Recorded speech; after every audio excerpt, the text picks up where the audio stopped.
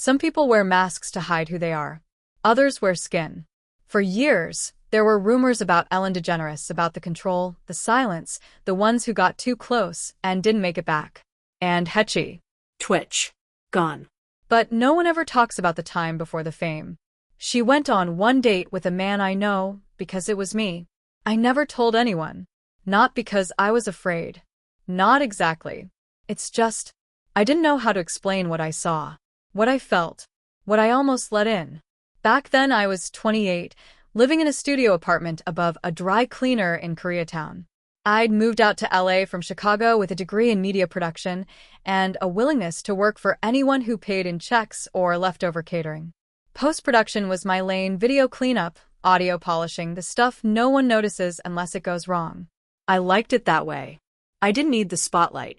Just a good chair, clean headphones, and a client who didn't micromanage. That's probably why Reggie called me. Reggie was a mid-level producer with a Rolodex full of people who owed him favors. We'd worked on a late-night pilot the year before, a show that never aired. Gave him just enough credibility to throw his weight around. He called me around 6. Said, "Got something for you." I asked what kind. Dinner, he said. I told him I'd eaten. Not that kind of dinner, he said, like it was nothing. Like he wasn't sending me into something else. There's this comic. Rising star. Network's hot on her. They want to make sure she's adaptable. I understood. It wasn't a date. It was a test. A chemistry check. Could she play straight? Could she pass? Could she perform? I should have said no. But in LA, favors are currency. And Reggie had a long memory. The place was called LMA. No sign out front, just blacked out windows and a velvet rope that made it look exclusive even when it was empty.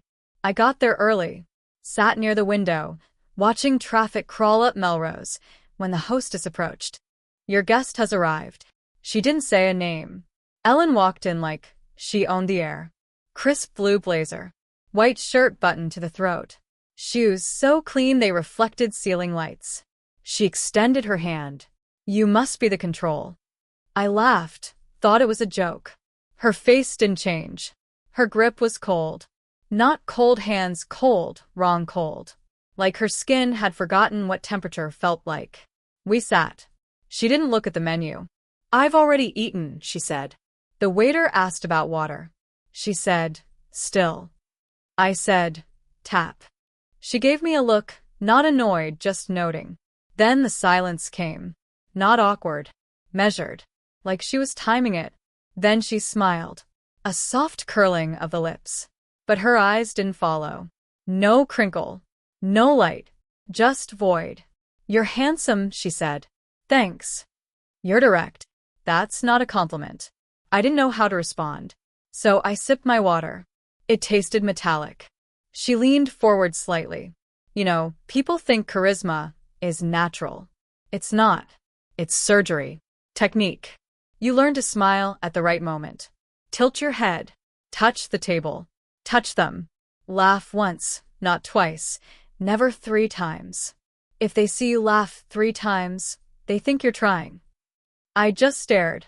Not in awe. Not even confusion. Just disbelief. "And you?" she asked. "How many times have you laughed tonight?" I hadn't. She nodded like that was the right answer. She didn't ask about my work, or my family, or where I was from. Only one thing. "Do you think people would still love you if they knew what was inside?" I thought I misheard. "Come again?" "That thing you keep hidden.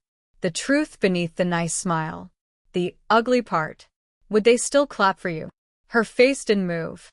Her eyes didn't blink. And her skin, it looked stretched. Not taut. Not tight. Stretched. Like wallpaper that hadn't settled. I shifted in my seat.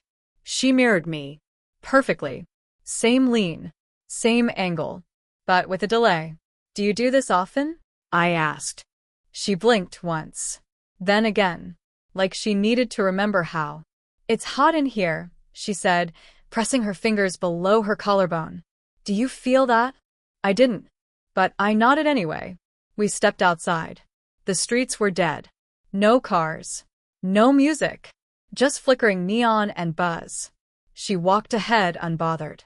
Steps perfect. like the sidewalk had been measured to her stride. I like this part of the night, she said. When the world stops pretending. Pretending what? She didn't answer. Do you believe in choice? She asked. Depends. You made choices tonight. What to wear. When to smile. But how many were really yours? She stopped beneath a street lamp. People think they're individuals. Unique. But most are just outcomes. Trained responses to whatever they fear the most. She leaned in. And the ones who rise? The adored? They learn to fear nothing. Not shame. Not death. Not even God. She stepped back. Smiled like she'd shared a secret recipe. You're uncomfortable, she said. I nodded. Because this doesn't feel like a date. That's because it's not. We passed a storefront. I saw our reflections. Mine, normal. Hers wasn't. It moved ahead of her. Posture straighter. Smile wider. Watching me. Not with curiosity. With possession. I blinked. It snapped back into sync. We kept walking. Do you think people want the truth? She asked. Some people. No. They want comfort. They want permission. They want to see someone smiling while they're being controlled. She stopped again. Real power, she said, tapping her temple, is invisibility. You only see me because I want to be seen.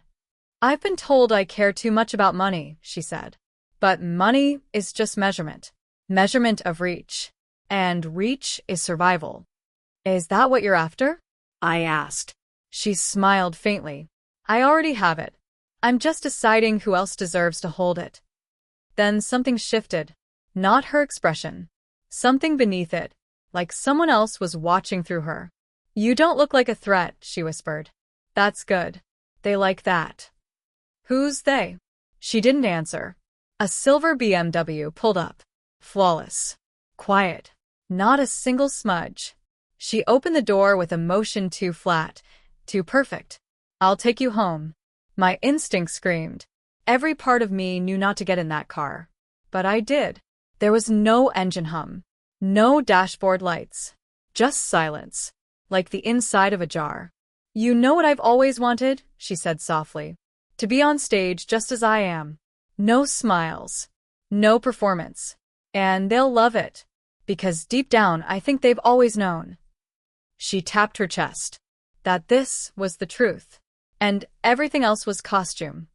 The car accelerated. Too fast. Too smooth. I looked at the dashboard. Nothing. Just black. We ran a red light. No hesitation.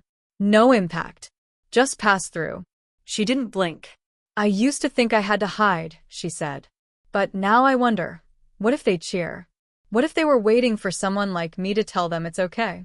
We reached my building. She asked to come up. Said she needed the bathroom. Said she didn't want to make a mess in my car. Like this had never belonged to her. I said yes. The hallway lights buzzed. The air felt wrong. Heavy. On the stairs, she reached for my hand.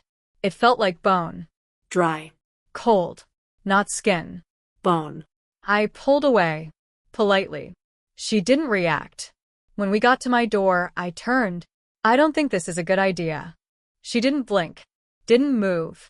I shut the